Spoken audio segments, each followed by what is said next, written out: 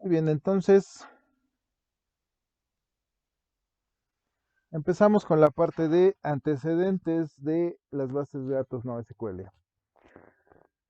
Desde los años 80, eh, la mayoría, si no es que todos los sistemas, o aplicaciones o software que de cierta manera almacenaban información, lo hacían a través de algo que son los gestores de bases de datos relacionales.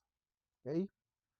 Algunos ejemplos de estos gestores de base de datos relacionales, pues se implementaron en su mayoría en aplicaciones de bancos, en los CRMs o también conocidos como sistemas de administración ¿cómo se dice?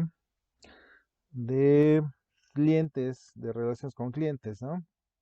Los ERPs, los sistemas para la planeación empresarial, los sistemas académicos, etcétera, etcétera.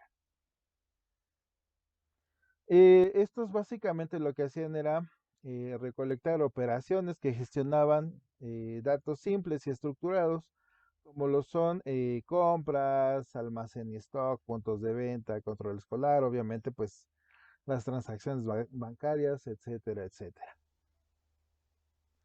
Las bases de datos relacionales o también conocidos como RDBMS o Relational Database Managed System se caracterizan por lo siguiente: utilizan modelos de datos simples que normalmente están basados en tablas y relaciones entre estas. Ofrecen herramientas, aquí, ¿sí?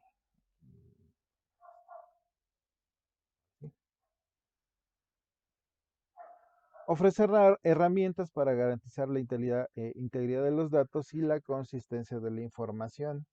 Y esa es una característica de las bases de datos relacionales que se le conoce como ACID.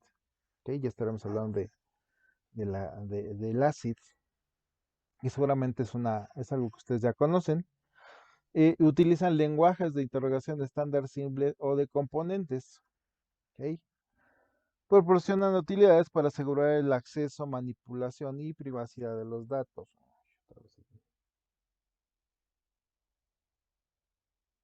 Ahora sí ya. Ofrecen utilidades para la auditoría y recuperación de datos, garantizan la independencia del esquema lógico y físico y se emplean en el mercado desde hace 4 décadas o 40 años. Es decir, ya tienen bastante tiempo en el mercado, ya están sumamente probados y pues encontramos sistemas gestores de bases de datos relacionales libres, ¿no? Y de licencia.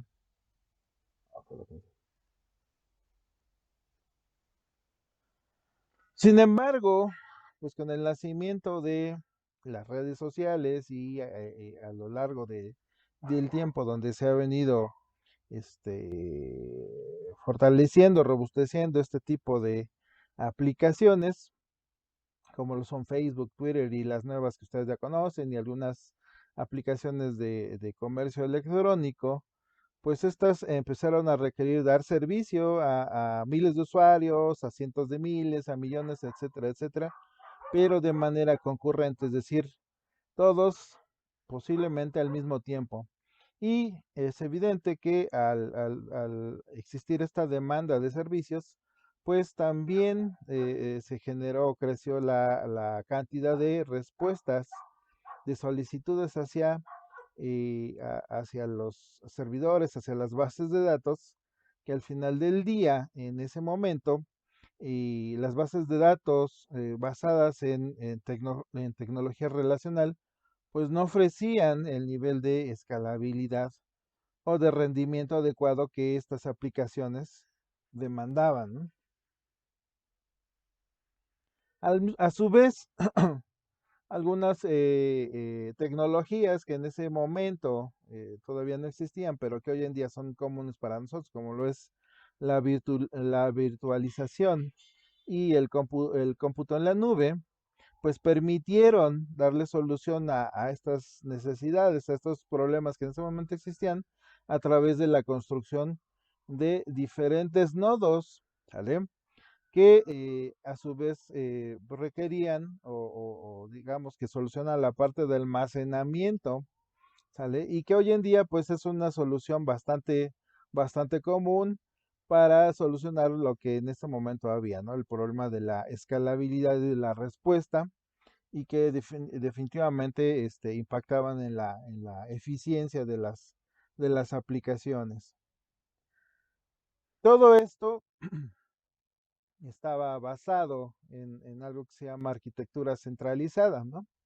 Es decir, yo desarrollaba una base de datos en el sistema gestor de base de datos que yo eligiera y a través del desarrollo de una aplicación, ya pueda ser web, de escritorio o lo que fuere, se generaban un tránsito hacia la base de datos donde se solicitaba información a través de consultas en lenguaje, por ejemplo, SQL, y el servidor, en este caso de base de datos, pues generaba una respuesta y le enviaba a las aplicaciones, pero siempre digamos que la aplicación solicitaba esa información a nuestra base de datos.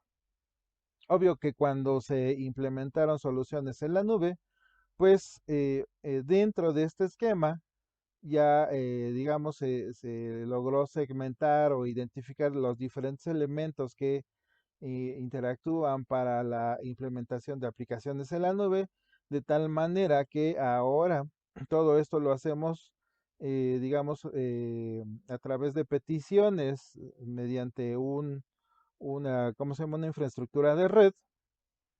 Esa infraestructura de red nos permite comunicarnos con esos servidores que están en algún lugar que físicamente nosotros no conocemos, pero sí sabemos o sí identificamos, por ejemplo, los proveedores de almacenamiento virtualizado en la nube. Ahí mismo se genera el cómputo, es decir, se realizan las diferentes consultas que nosotros necesitemos y posteriormente se nos envía una respuesta que puede ser, por ejemplo, un catálogo, una imagen, etcétera, etcétera, cualquier tipo de recurso que pues está almacenado ahí en algún lugar en el ciberespacio, ¿no? Entonces esto pues es transparente para nuestros usuarios, ellos no identifican si estamos trabajando con un sistema centralizado, si estamos trabajando con un sistema con cómputo en la nube, etcétera, etcétera. Entonces, hoy en día sabemos nosotros, a través de diferentes proveedores de servicios de cómputo en la nube, como son AWS, como son Azure de Microsoft, etcétera, etcétera, pues que nosotros podemos generar una pequeña aplicación con un sistema gestor de base de datos relacional y dependiendo de la cantidad de usuarios que en su momento soliciten o hagan peticiones a través de nuestra aplicación a una base de datos, pues en algún momento nosotros podemos configurar eh, esta, esta aplicación en la nube, pues para que se pueda replicar tantas veces sea necesario para que el rendimiento de nuestra aplicación no decaiga si es que la cantidad de peticiones, es decir, si es que la cantidad de usuarios crece, y de la misma manera se puede disminuir la cantidad de replicación, es decir, de nodos que se puedan, digamos, ahí clonar, pues para atender una cantidad de solicitudes menores, ¿no? Ahora hay tantas soluciones como nosotros nos podamos imaginar.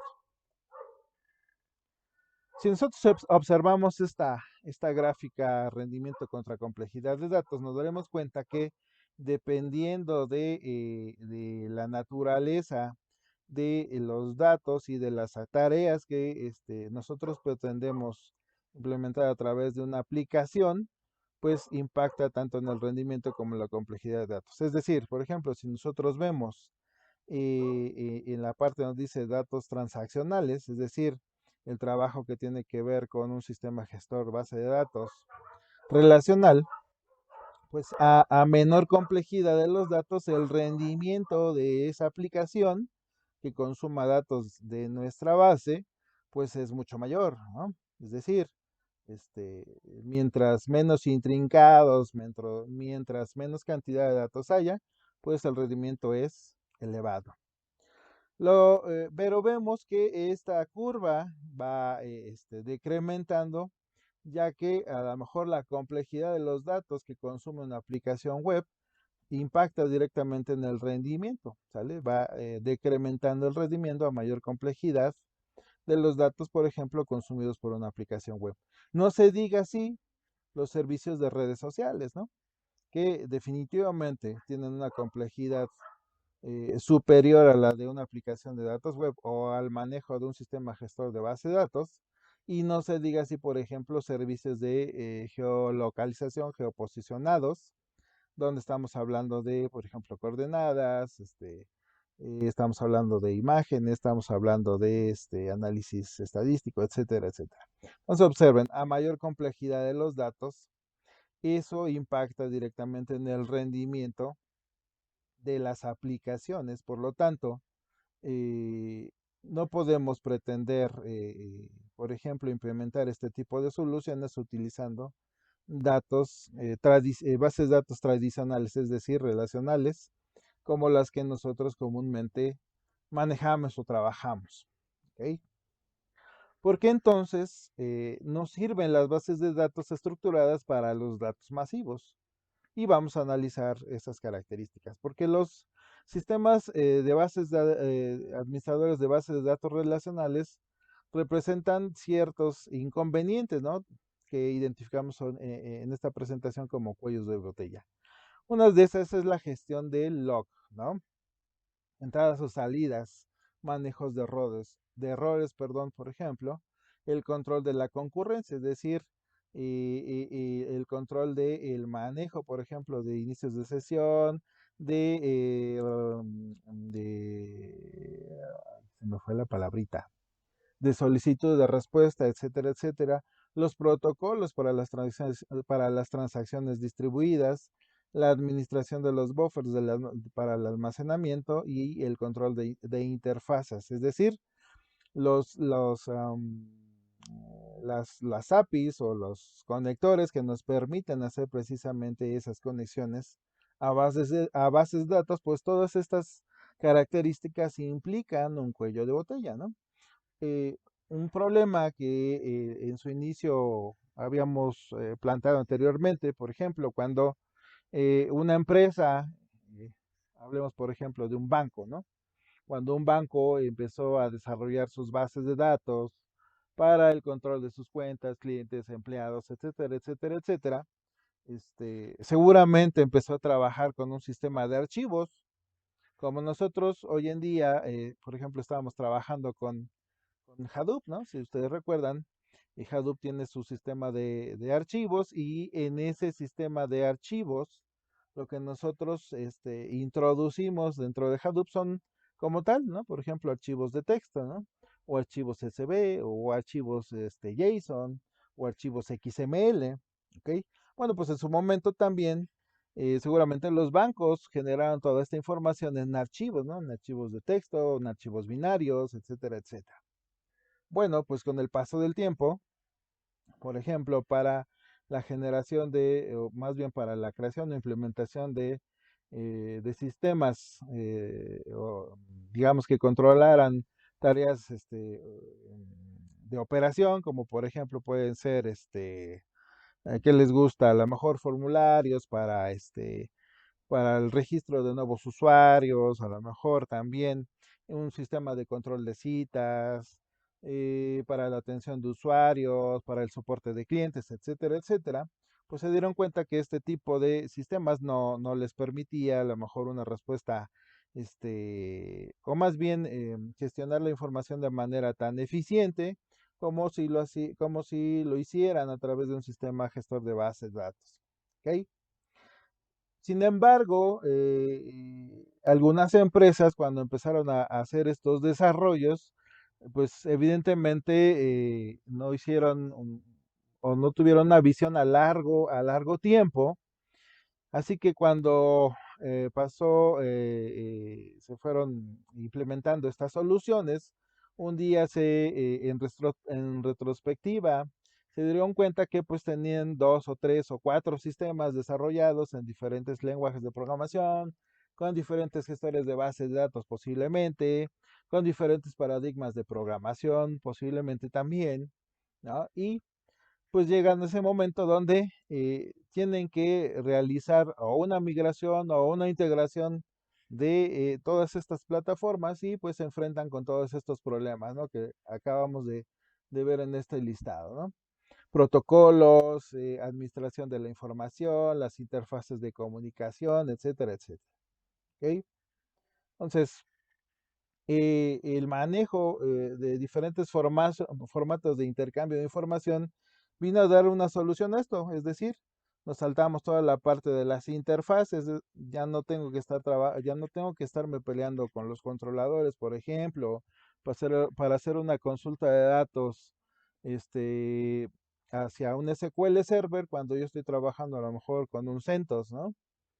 O viceversa, ¿no? Estar trabajando o estar haciendo conexiones de bases de datos desde no sé, desde MacOS o desde Windows hacia un Oracle, etcétera, etcétera, ¿vale?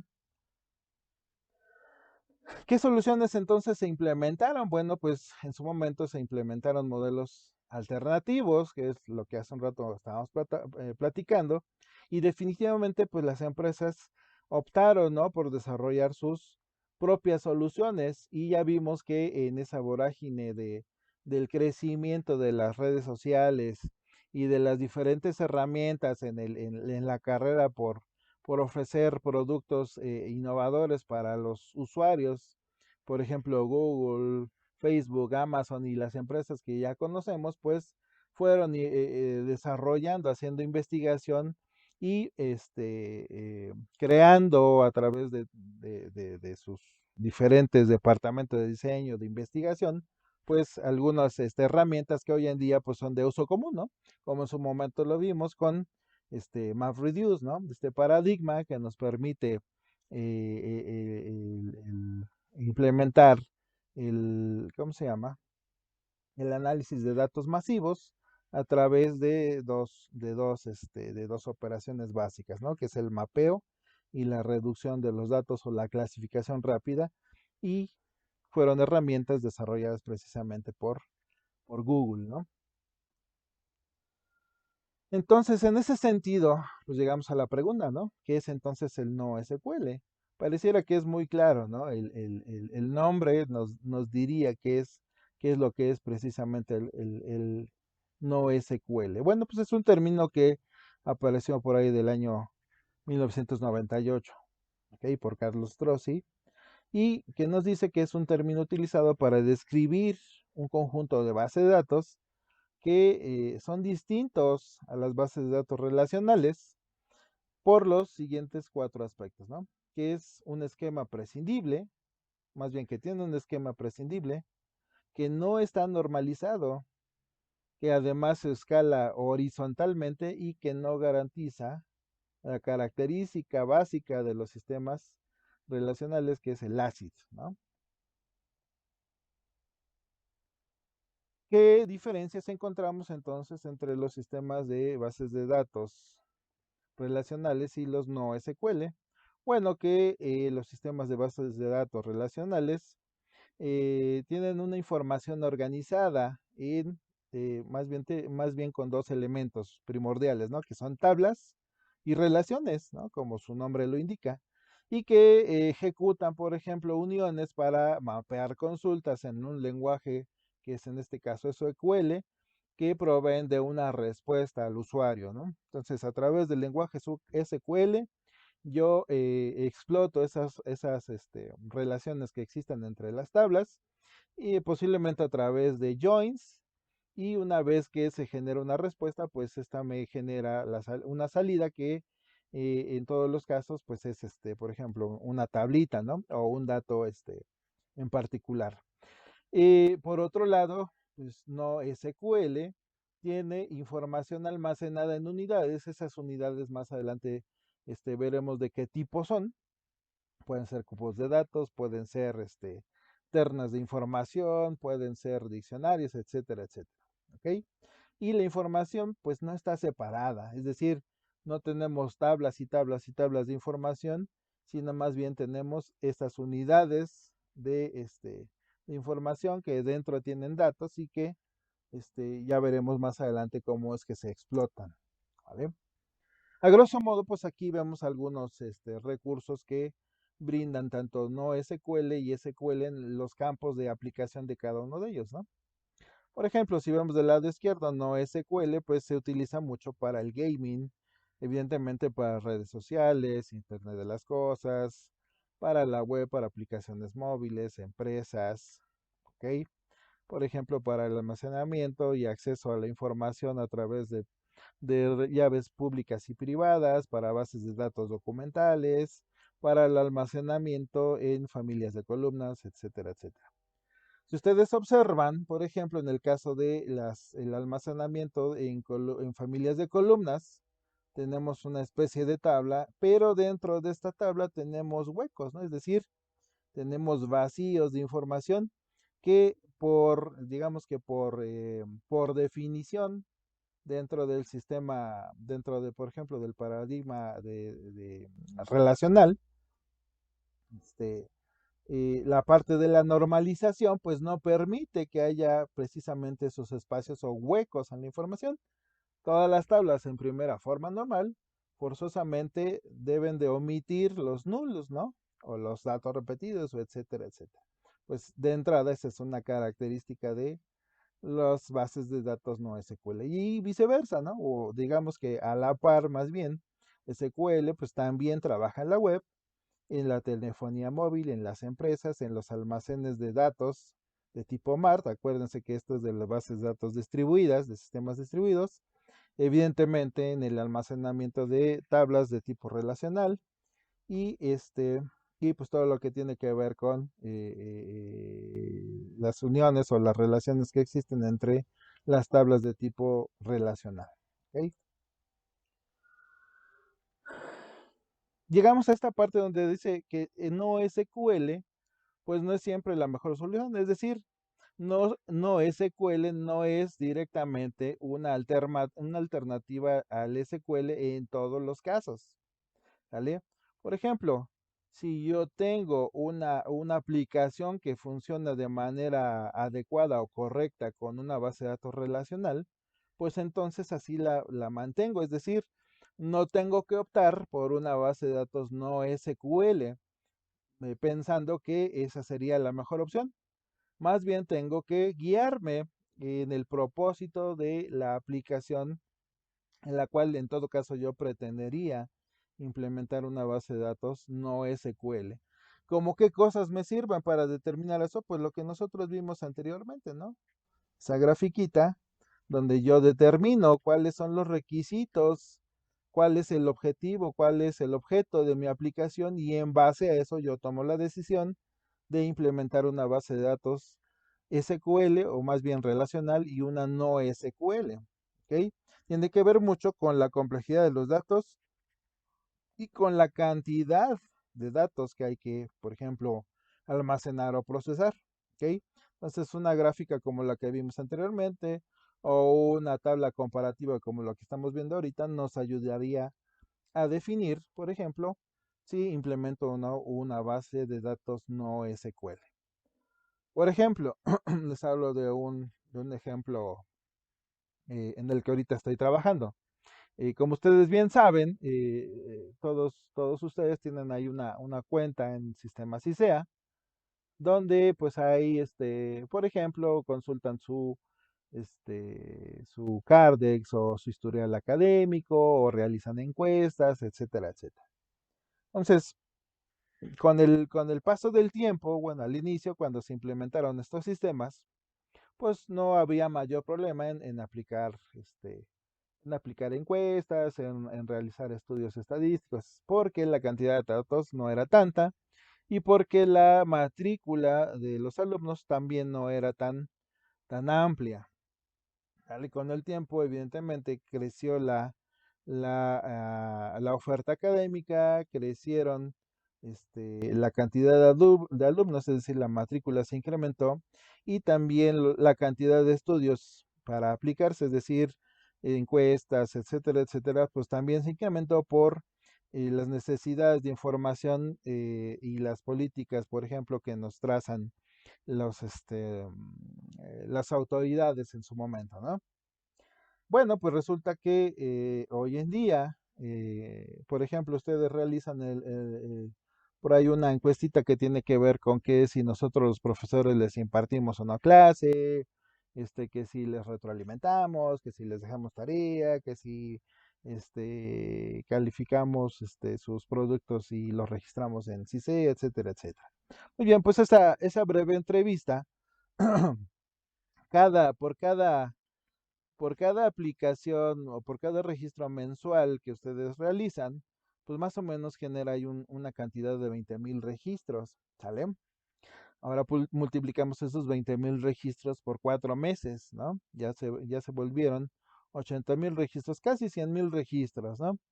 100,000 registros por, eh, por un cuatrimestre. Ahora multipliquemos por 3 cuatrimestres.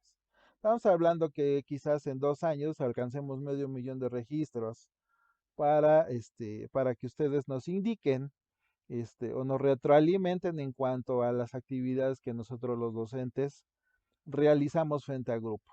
¿Ok? Entonces, imagínense ustedes la cantidad de datos que tenemos que analizar. Eh, de tal suerte que si nosotros quisiéramos implementar, por ejemplo, el análisis para identificar los jóvenes que no han, o que han recibido retroalimentación en un año, pues tendríamos que realizar por ahí una consultita, ¿no? Y ya una vez que realizamos la consulta, pues empezar a sacar nuestros contadores, empezar a sacar nuestras operaciones para calcular promedios, etcétera, etcétera. ¿Ok? Entonces, conforme va creciendo la base de datos, pues se va complicando el manejo y sobre todo que nosotros demos respuesta a la información que se nos solicita mediante medios tradicionales. Es decir, si yo quisiera analizar esa información utilizando mi aplicación web, pues es evidente que va a tronar el asunto porque, como ustedes bien saben, todas las aplicaciones web pues tienen una condicionante, tiene que ver, por ejemplo, con el tiempo de procesamiento, ¿no? Por defecto, pues me parece que un Apache te da 10, 15 y hasta 30 segundos de respuesta y si en ese tiempo no se genera una respuesta, pues por ahí te genera un error, ¿no? O te manda una respuesta, ¿cómo se dice? Pues ahí inconclusa, ¿no? Puede ser que yo modifique a lo mejor el tiempo de respuesta y lo incremente en 2, en 5, en 10 minutos, ¿no?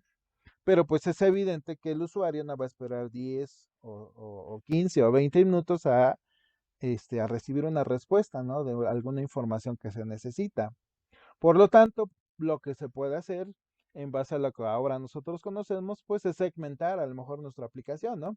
Una parte que tenga que ver con tareas operacionales, como es aplicar la encuesta, registrar ¿cómo decir? Sus encuestas y por otro lado otra herramienta que genere o que permita más bien el análisis de todos los datos que están registrados y que no necesariamente van a ser a través de nuestra aplicación web, ¿no? Puede haber por ahí un middleware, podemos implementar a lo mejor un ETL, podemos implementar una base de datos no relacional, pues para que con las herramientas propias de ese lenguaje de programación o de ese gestor de base de datos, pues nosotros construyamos las respuestas para que nuestros usuarios de manera transparente accedan a las peticiones, más bien accedan a la información o a los datos que de los cuales ellos necesitan una respuesta, ¿no? Entonces, no en todos los casos se requiere no SQL y no siempre el no SQL representa una mejora para nuestras aplicaciones, ¿ok? Eh, Sin embargo, en ambos casos estamos hablando de que se existe una relación y vamos a ver en qué casos o de qué manera está presente esas relaciones entre la información que existe o que está dentro de un sistema gestor de base de datos relacional y uno no SQL. ¿Ok? Entonces decíamos que las bases de datos no SQL tienen cuatro principios o características importantes, ¿ok? Y una de esas es que el ACID no es importante. ¿Alguien me puede decir qué es el ACID?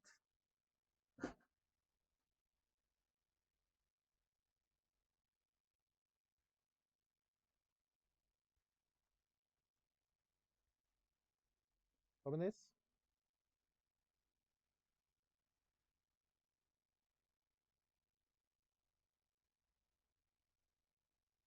¿Sí están jóvenes? Sí, profe. ¿Qué es el ACID? ¿A qué hace referencia el ACID?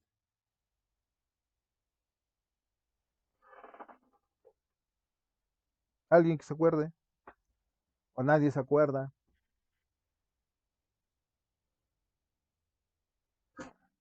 Bueno, pues parece ser que no lo tienen a la mano. Acuérdense que el ACID hace referencia a cuatro conceptos básicos y características de los sistemas de datos, bases de datos relacionales. Uno es la atomicidad, ¿no? Es decir, que nosotros hacemos una operación que consiste en una serie de pasos y que cuando se ejecutan de manera correcta, entonces nos genera una respuesta. Si alguno de esos pasos no es correcto, entonces no nos genera ninguna respuesta, es decir, es o todo o es nada. ¿Sale? Y en este caso, para un sistema de base de datos no SQL, el ACID no es importante, es decir, el control transaccional que tiene uno de estos gestores puede ser que no necesariamente coincida o tenga una de estas características, o nada más cuente con una o con dos o con ninguna, posiblemente, ¿no? También acuérdense que el ACID tiene que ver con la consistencia, ¿no? Es decir, con la integridad de los datos. Es decir, si yo pregunto por el nombre de alumnos, pues yo lo que espero es un listado de alumnos, ¿no? De nombres de alumnos y no, por ejemplo, sus fechas de nacimiento o su edad o su matrícula, etcétera, etcétera, ¿no? Acuérdense por ahí también que la I hacía referencia a algo que se llama isolation, ¿no? O ya digamos traduciéndolo, es el aislamiento de la información, ¿no?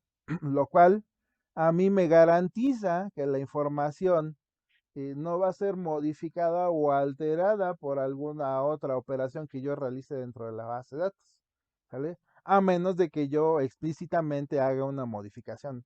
Pero es decir, si yo hago, por ejemplo, una consulta, eso no implica, por ejemplo, que mi consulta altere la información almacenada en mis tablas. Y en este caso, la D que hace referencia a la durabilidad, ¿no? Es decir, a la persistencia que tienen los datos dentro de mi sistema gestor de base de datos. Es decir, que una vez que yo he realizado, por ejemplo, una operación de actualización o de borrado o de inserción, por ejemplo, pues tal cual esos cambios van a ir a perdurar durante la existencia de mi base de datos. ¿Ok? Entonces es muy importante que tengamos en cuenta estas cuatro características y en el caso de NoSQL, pues estas cuatro características no tienen importancia, ¿no? Otra característica que tienen las bases de datos no SQL es que los joins no son importantes, ¿vale? Acuérdense que los joins es una operación que realizamos entre tablas explotando las relaciones que existían o que existen entre las tablas, pues para establecer una relación entre los datos, entre los registros almacenados en diferentes ubicaciones y al final, pues generar a lo mejor una tablita, un listado, un archivo donde nos arroje, por ejemplo, información extraída de diferentes ubicaciones, pero que todos estos datos extraídos tienen una relación. Bueno, pues para no SQL estos joins no son importantes, ¿no? Especialmente porque nosotros ya dijimos que, digamos que la característica de los datos masivos es la complejidad, ¿no? Pero sobre todo también que tenemos los datos distribuidos. Y porque en este caso no tomamos en cuenta la normalización de las bases de datos, es decir, Por ejemplo, les decía yo, la primera forma normal de una base de datos implica que no va a haber datos vacíos, es decir, en todos los casos, todos los registros deben tener toda la información que está contenida en sus atributos. Es decir, no puedo por ahí tener un registro con campos null, porque si no, entonces esa base de datos no está normalizada. ¿Ok? Sin embargo, las llaves sí son importantes, ¿no? Y esa es una característica de las bases de datos no SQL. Es decir, yo sí debo de tener etiquetas o claves que me permitan identificar de manera unívoca, por ejemplo, un registro, ¿no? Entonces, en ambos modelos, en el relacional y en el no SQL, son importantes las llaves. Y la otra característica de las bases de datos no SQL es que más bien permiten una gran escalabilidad y replicación. Acuérdense que algo que nosotros vimos en la arquitectura de Hadoop y las características de estas bases de datos de ese framework en especial es precisamente la replicación. La idea es que en cada uno de los nodos pues haya copias o segmentos o partes de un dataset de tal suerte que si alguno de esos nodos por cualquier razón deja de funcionar o deja de estar realizando su tarea, pues existen otros nodos con una copia de esa información o con capacidad para replicar la tarea, ¿no? Que está realizando alguno de los nodos. ¿Cuál es entonces la arquitectura de las bases de datos no SQL? Pues tenemos algunas características como es la consistencia pobre, ¿no? El weak consistency. ¿Ok? Por ejemplo, que nos da como por ejemplo la consistencia eventual o transacciones restringidas a elementos de datos simples. ¿Ok? Tenemos también como característica de la arquitectura de base de datos no SQL la arquitectura distribuida, y esto ya lo hemos venido comentando perdón, en repetidas ocasiones, y esto tiene que ver mucho con el término de redundancia, ¿no? Tenemos también las estructuras de datos simples, ¿sale? De las cuales echa mano las bases de datos no SQL. Es decir, cuando nosotros, por ejemplo, estuvimos trabajando con el raspado de información, nos dimos cuenta que muchas fuentes de datos masivos, por ejemplo, son archivos de tipo JSON, ¿no? O son archivos de tipo SQL, perdón, SQL, de tipo XML, ¿no? O de RDF, o de CSV, ¿vale? Son estructuras, por ejemplo, arreglos asociativos o estructuras de ternas, es decir, que una clave está asociada a un valor y ese valor a su mismo tiempo, pues puede ser un dato primario, un dato, por ejemplo, entero, una cadenita, o un dato flotante, o al mismo tiempo puede ser otra estructura de datos como precisamente otro arreglo, ¿no? Las consultas se realizan exclusivamente por índice o por llave, ¿ok? Entonces, me olvido del SQL y yo lo que pregunto son por llaves o más bien los valores asociados a estas llaves o índices. Y las consultas complejas se realizan mediante infraestructura de procesamiento externo, como lo hicimos con el MapReduce. Es decir, yo tengo toda una infraestructura, puede ser un framework, puede ser un servidor, puede ser un clúster, etcétera, que me va a ayudar precisamente a procesar toda esa información. Vamos a entonces a hablar ahora de los modelos de consistencia de NoSQL y el modelo del que vamos a hablar se llama base, ¿sale? Si bien las bases de datos relacionales nos permitían definir la estructura de un esquema de demandas de reglas rígidas y garantizaban el ACID, que fueron las características que yo les estaba preguntando, ¿vale? Estas transacciones con características ACID son súper estrictas, es decir, no permiten o no son flexibles, ¿sale? Por lo que el dominio de la aplicación requiere, o más bien de lo que requiere en muchos casos. Por eso, en este caso, NoSQL debilita los requisitos de consistencia, de datos actuales, de precisión de respuestas, con el objetivo de ganar escalabilidad. Es decir, entre más estricta el modelo de base de datos relacional sea, pues permite una escalabilidad mucho menor. Por ejemplo, vamos a hablar de un ejemplito muy sencillo. Supongamos que ustedes, o una empresa, la empresa en la que trabajan, o su equipo de trabajo, o ustedes como profesionales independientes, generan una aplicación que trabaja con una base de datos de tipo, relacional SQL. ¿Ok? Entonces ya tienen ahí su esquemita, ya tienen ahí su diagrama de relacional, ya tienen sus tablitas, ya tienen sus llaves primarias, foráneas, etcétera, etcétera. Pero por ahí, como siempre, el cliente ya a final de cuentas dice, ¿sabes qué? Necesito también que en un formulario donde capturas la información de mis usuarios, que agregues un par de campos, ¿no? Entonces, como siempre, pues el usuario, este tipo de modificaciones las ve como algo trivial porque pues dice, ah, pues ya no me le agregas dos campitos y ya está, ¿no? Es así como agregar dos columnas en mi tablita de Excel y ya quedó. Y pues nosotros sabemos que eso no es cierto, ¿no? Que eso implica, por un lado, pues modificar la estructura de mi tabla. Si yo estoy trabajando, por ejemplo, con un lenguaje de programación de manera nativa, pues eso implica también que modifique, por ejemplo, mis modelos, mis consultas, la manera en que yo guardaba la información, etcétera, etcétera. Entonces, toda una serie de modificaciones que yo tengo que realizar. Entonces, ¿qué dice el modelo base? Pues, ¿sabes qué?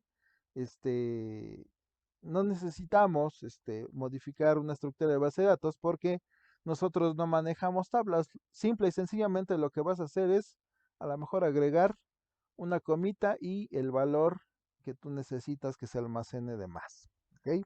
O los dos, o los tres, o los n datos que tú quieres almacenar. Y esto que nos da, o esto que nos permite, pues escalar rápidamente tanto la capacidad de mi aplicación como la capacidad de almacenamiento, ¿no? Es decir, el tiempo de respuesta, por ejemplo, de la modificación o del almacenamiento y para el almacenamiento de datos a través de esa aplicación, pues se incrementa, ¿no?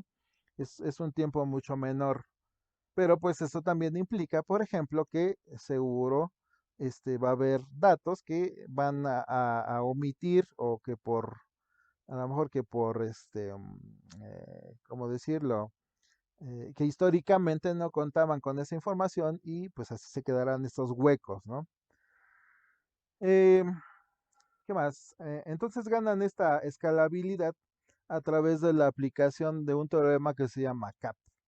Y adelantito vamos a ver de qué nos habla este teorema. Una vez de usar ACID, se utiliza el término base para describir una estrategia de consistencia más optimista. Es decir, eh, cuando yo hablo de base, pues estoy hablando de que en teoría yo estoy esperando que la información o los datos más bien que yo voy a almacenar en mi base cuentan con estas cuatro características. ¿Ok? ¿De qué nos habla entonces el teorema CAP?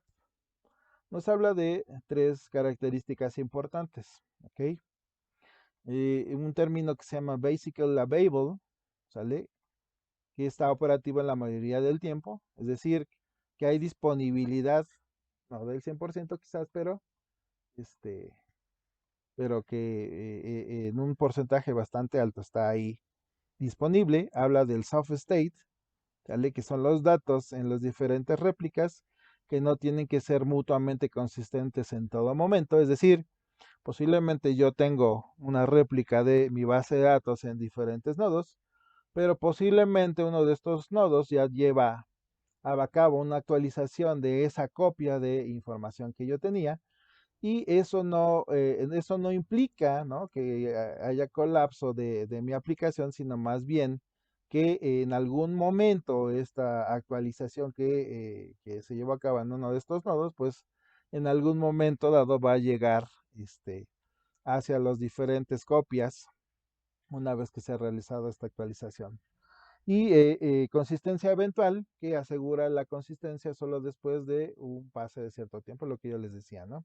Es decir, en este esquema de datos distribuidos, el término de replicación tiene que ver con que en cada uno de los nodos donde yo estoy trabajando, hay una copia de información. En algún momento dado, uno de esos nodos va a actualizar esa copia que yo tengo de los datos, ¿vale? No implica que mi aplicación se caiga, que se rompa algún proceso, pero en algún momento, sobre todo lo más corto posible, pues va a haber una actualización que actualice cada una de esas copias para que ahora sí todos los nodos cuenten con una copia actualizada de estos datos, ¿vale? Entonces tenemos consistencia débil, por lo que ya platicamos, ¿vale? Tenemos una prima de disponibilidad, tenemos respuestas aproximadas, agresivamente optimistas, ¿vale? ¿Alguien sabe a qué se refiere el término optimista o pesimista, hablando en términos de bases de datos o de programación?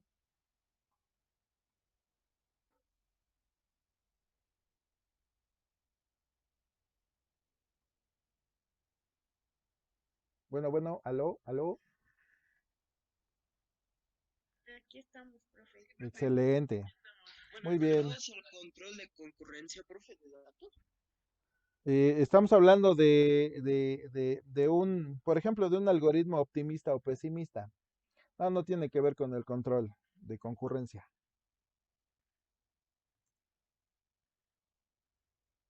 ¿Alguien más?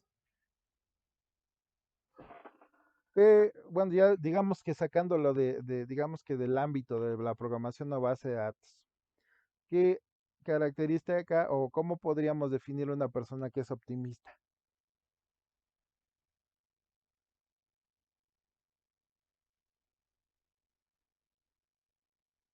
Que a pesar de las malas circunstancias siempre le saca el lado positivo a Mm, la situación. ok, muy bien, María Fernanda. ¿Alguien más que nos dé su opinión acerca de qué considera que es optimista o cómo podría definir la palabra optimista? Que siempre saca el lado bueno de las cosas. Que saca el lado bueno de las cosas, que espera lo mejor, ¿no? Espera lo mejor. Una persona optimista es aquella persona que espera que siempre pase lo mejor.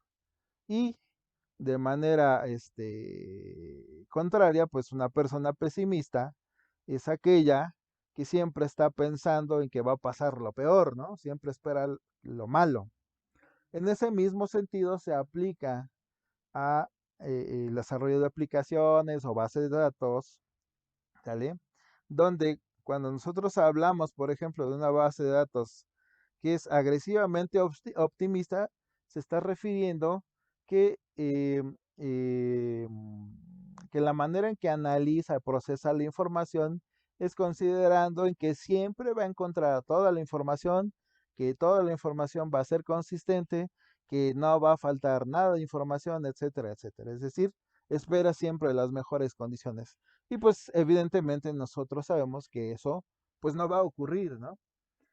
Esto, sin embargo, en beneficio de la base de datos no SQL, pues implica que siempre va a haber disposición, ¿no? Como lo dice ahí el Basic Available, siempre o la mayoría del tiempo va a estar operando nuestra aplicación porque precisamente se basa en un trabajo agresivamente optimista.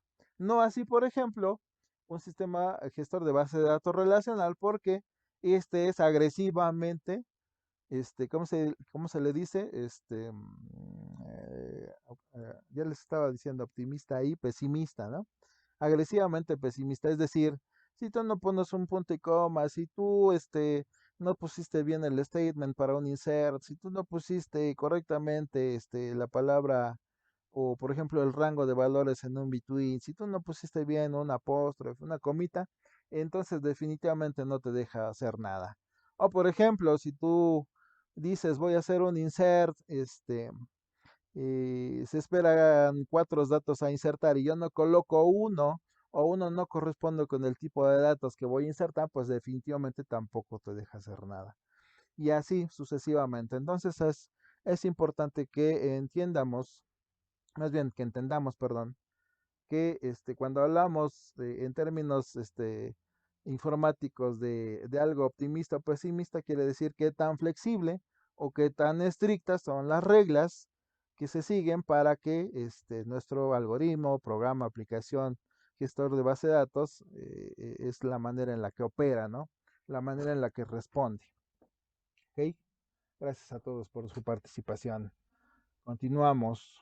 Entonces, ¿qué nos decía el teorema CAP? Pues el teorema de Brewer, que es el teorema CAP, nos dice que es posible para un sistema computacional distribuido ofrecer simultáneamente las siguientes tres garantías, ¿no? Que es la consistencia, es decir, que todos los nodos ven los mismos datos al mismo tiempo, la availability o la disponibilidad, que es garantizar que los clientes encuentran una copia de los datos solicitados, aunque haya nodos caídos en el clúster, y el partition, partition. El sistema continúa funcionando a pesar de la pérdida de mensajes o fallos parciales en el sistema. ¿Ok? Y aquí vemos un diagrama de lo que implica el teorema K. ¿Ok? Y dependiendo de las características que nosotros, con las que nosotros requerimos contar, es como nosotros podemos determinar el sistema gestor de base de datos que nosotros podemos implementar para nuestra aplicación. Por ejemplo, si nosotros queremos consistencia y disponibilidad, entonces podemos nosotros utilizar o implementar un sistema gestor de base de datos relacional como un MySQL, un Postgres, un SQL Server, un Oracle, etcétera, etcétera, ¿no? Pero si por otro lado a lo mejor lo que nosotros necesitamos es consistencia y tolerancia a la segmentación, ¿no? de los datos, entonces podemos utilizar o implementar un sistema de base de datos en HBase, en MongoDB, en Redis, en Memcached. Pero finalmente, si por el otro lado lo que nosotros necesitamos es disponibilidad y tolerancia a la segmentación, ¿vale? Entonces podemos implementar un RIAG, un Cassandra, un CouchDB, etcétera, etcétera, ¿vale? Entonces, es importante que en base a las características de los datos, ¿no? Que son la consistencia, la disponibilidad y la tolerancia a la segmentación, es que nosotros podamos determinar qué sistema gestor de base de datos vamos a utilizar, si uno relacional o uno no SQL, ¿no? Como es el caso, por ejemplo, del HBase, del MongoDB, Redis, el Memcached, ¿no? En el caso de nosotros, concretamente, cuando empezamos a trabajar, perdón, con MongoDB, ¿sale? Que es un sistema de datos documental, pues nos daremos cuenta que precisamente no está orientado al manejo de los datos a través de un lenguaje SQL, ¿sale? Por lo tanto, pues no esperemos estar trabajando con lenguaje SQL que nosotros previamente ya conocíamos, pero que definitivamente sí vamos a encontrar las instrucciones o las herramientas similares que nos permitan hacer esto. Y vamos a estar trabajando con estructuras de datos básicas, ¿no? Como puede ser el JSON. ¿Cómo entonces funcionan las aplicaciones para el caso de las bases de datos no SQL? Bueno, pues dice ahí las aplicaciones más complejas.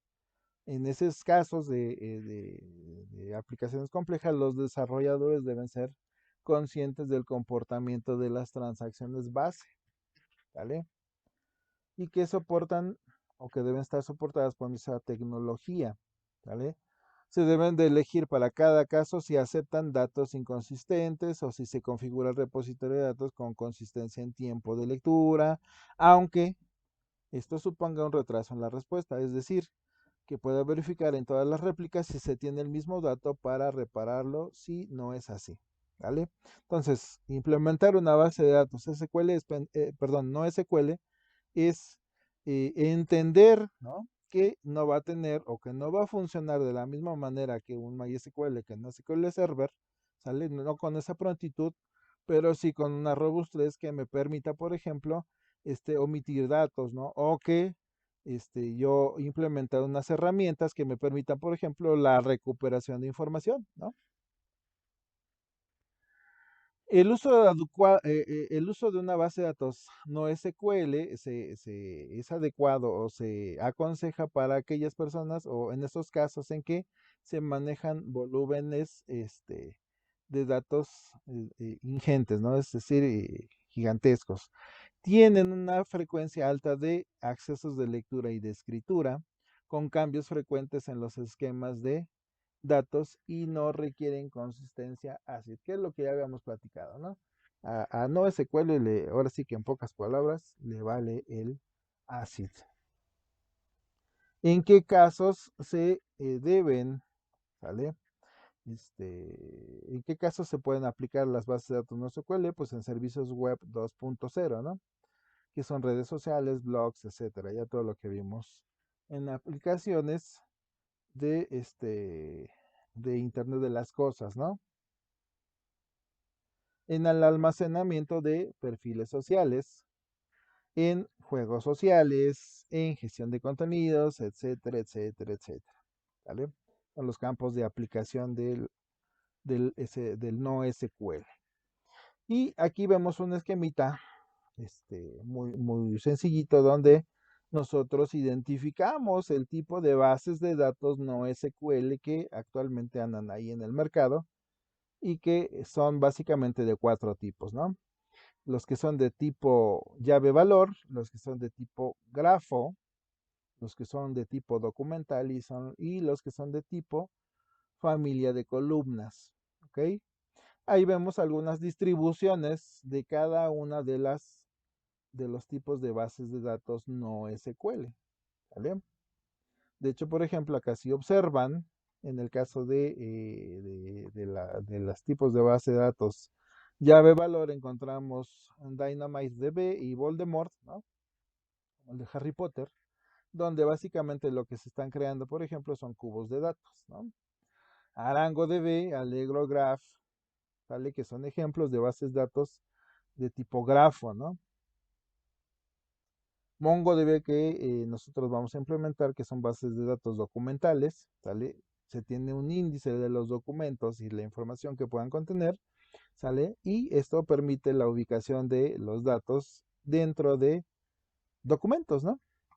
Y finalmente lo que es familia de columnas, ¿no? Que puede ser, por ejemplo, con Cassandra, con React, con Hypertable o con Apache HBase, ¿no?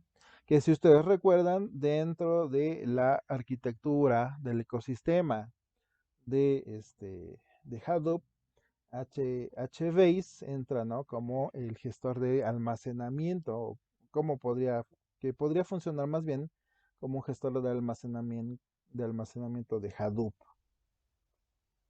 Vamos a ver rápidamente cuáles son las características de cada una de las bases de datos no SQL. Tenemos la base de datos clave valor, ¿no? Que era la que veíamos, donde los ejemplos son Voldemort y Dynamite DB. Los datos se almacenan basados en una única clave, ¿no? O llave. Sale en un hash map. El valor asociado con la llave es opaco, ¿sale? O bloop. El rendimiento para las operaciones CRUD básicas, ¿vale? Pero bajo atender a consultas complejas o manejar datos interconectados. Operaciones atómicas a nivel de llaves. Y escalabilidad horizontal a través del sharding. ¿En qué momentos son adecuados utilizar este tipo de bases de datos clave valor? Bueno, pues son adecuados para información de sesiones en aplicaciones web, ¿vale? Es decir, por ejemplo, una relación de usuarios y de contraseñas, por ejemplo, perfiles o preferencias de usuario, carritos de compra, etcétera, etcétera, ¿vale? ¿En qué condiciones no son aptas este tipo de base de datos? Por ejemplo, para datos interconectados, redes sociales, recomendaciones, etcétera, etcétera, consistencia para un conjunto de llaves, búsquedas para la información almacenada en valores. ¿Ok? Pasamos a las bases de datos documentales. Las bases de datos documentales, como su nombre lo indica, pues lo que hacen es almacenar documentos. Documentos que contienen sus propios metadatos, es decir, la descripción de la información o de los datos almacenados en el documento. Son similares a las bases de datos clave-valor, pero el almacenamiento que se tiene en el valor es visible y se puede consultar. ¿Vale? Mantienen o tienen un esquema flexible, permiten operaciones atómicas a nivel del documento y permiten la escalabilidad horizontal a través del sharding. ¿Okay? ¿En qué condiciones o bajo qué condiciones son adecuadas y en qué condiciones no son aptas? Pues son adecuadas, por ejemplo, para los blogs, para los eventos, event logins, para los datos operacionales, para metadatos y para aplicaciones web, para móviles también. ¿Para qué cosas no son aptas las bases de datos documentales? Consistencia para el conjunto de documentos y o sus densos, entonces encajan en un mejor modelo relacional. ¿Vale? Bases de datos de familias de columnas. Los datos se almacenan en familias de columnas. Cada fila tiene una llave o una o varias columnas. Las columnas no tienen que ser las mismas en cada fila. ¿Qué tipo de estructura tienen? Un mapa multidimensional. También permiten operaciones atómicas a nivel de las filas. Son adecuadas para los blocks, para los event logins, contadores, tiempo de validez en columnas, TTLs, time to life. ¿Para qué cosas no son aptas? Para transacciones con características ACID, para operaciones de lectura y escritura. Y finalmente las bases de datos de grafos, que son bases de datos que almacenan nodos, ¿no? Cada nodo es un vértice y cada enlace o arista pues es una relación, ¿no? Es un link. Están orientadas a analizar las relaciones, caminos mínimos, adyacencias, medidas de centralidad, etcétera, etcétera. Todas las operaciones que se implementan en un grafo pues son las que se pueden implementar precisamente en una base de datos de este tipo. No se recomienda el sharding, es decir, la fragmentación, ya que atravesar grafos en distintas máquinas es difícil y costoso. Es decir, yo no puedo segmentar de manera tan sencilla un grafo, ¿no? Necesito conocer pues todos los nodos o vértices de mi grafo con sus respectivas relaciones. ¿Okay? La escalabilidad de este tipo de bases de datos pues es vertical, dada la estructura de datos en la que se basa, ¿no? Y el ACID en esta base de datos es similar a las bases de datos relacionales, es decir, algunas de bases de datos relacionales pues están implementadas también en este tipo de estructura de datos. Es adecuada, por ejemplo, para almacenar datos conectados, aplicaciones espaciales o de rutas, motores de recomendación, etcétera, etcétera, etcétera. ¿Vale? Normalmente, por ejemplo, se utilizan para ¿cómo se llama? Para la web semántica, ¿no? No aptas para aplicaciones que requieren actualizaciones frecuentes de nodos o un subconjunto de propiedades de nodos y enlaces, ¿no? Y no son recomendables para requisitos de escalabilidad horizontal, ¿vale? Por la naturaleza que ya vimos con la que cuenta esta estructura de datos. Finalmente, ya para concluir el tema, pues veamos rápidamente cuáles son las ventajas de las bases de datos no SQL. ¿Ok? Son masivamente escalables, con alta disponibilidad por las características que ya fuimos comentando. Son de bajo costo comparado con soluciones similares de la misma escala, generalmente elásticas, ¿vale? Y de esquema muy flexible. ¿Ok? ¿Qué desventajas tienen? Pues que una capacidad de interrogación, es decir, de consulta limitada, ¿vale? Consistencia eventual, dada que su programación no es intuitiva, ¿ok? No podemos implementar, por ejemplo, algunos paradigmas de programación, ¿no? Y no está estandarizado, y esto es por lo que ya dijimos, ¿no? No cuenta o no implementa de manera rigurosa el ACID. Por lo tanto, también su portabilidad pues es difícil. El desarrollo de aplicaciones de clientes más compleja, carecen de herramientas de control de acceso, ¿vale? Entonces, básicamente, estas son las características, ventajas y desventajas que tenemos con la implementación de bases de datos no SQL.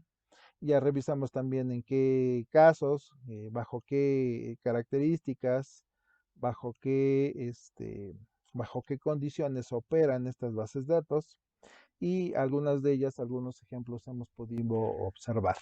¿Ok? Para la siguiente sesión, yo les pediría, por favor, que